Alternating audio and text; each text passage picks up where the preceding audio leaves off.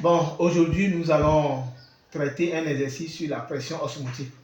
Comment on calcule la pression osmotique d'une solution sur la membrane cellulaire. L'exercice proposé s'intitule Comment calculer la pression osmotique d'une solution de NaCl à 9 pour 1000 sur les hématies à 27 degrés Celsius avec Na23 et Cl 35,5. D'abord, la pression osmotique, PO égale à I C R T, avec le I degré d'ionisation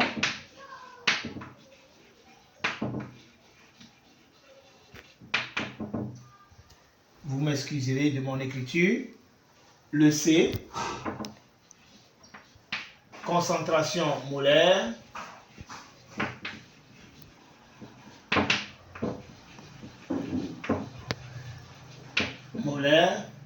le R la constance qui vaut 0,082 et le T température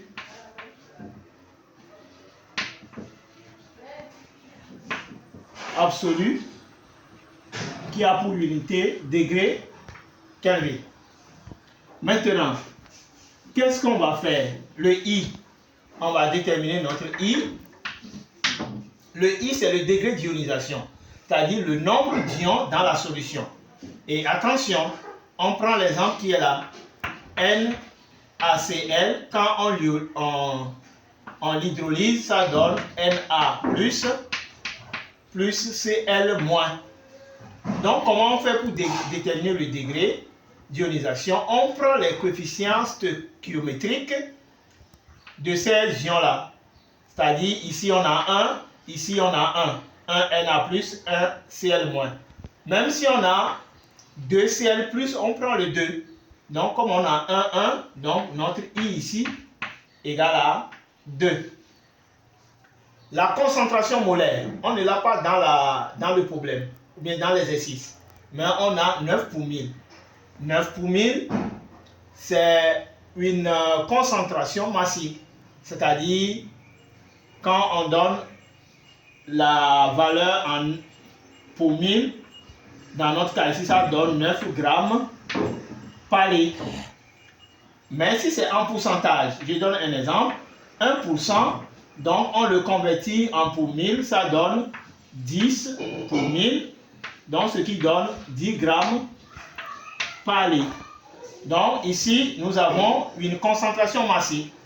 Pour avoir la concentration molaire, ça donne concentration massique sur la masse molaire.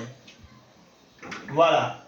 Donc, pour avoir la température absolue, on fait la température normale plus 273 pour avoir la température en degrés Kelvin.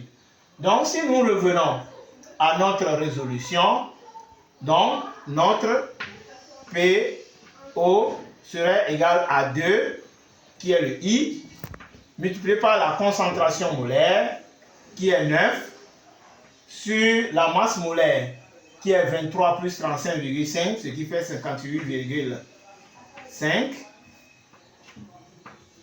Bon, mon tableau là, vous m'excusez. 58,5 et multiplié par 0,082. Entre parenthèses, c'est très important. Surtout quand vous allez utiliser calculatrice, si vous ne mettez pas parenthèse, vous aurez un calcul faux. 27 plus 273. Voilà. Donc, et ça donnera, si vous calculez, bon, je vous laisse le soin, vous allez calculer et n'oubliez pas, la pression osmotique a pour unité atmosphère. Donc, on peut le convertir aussi en pascal ou en bar.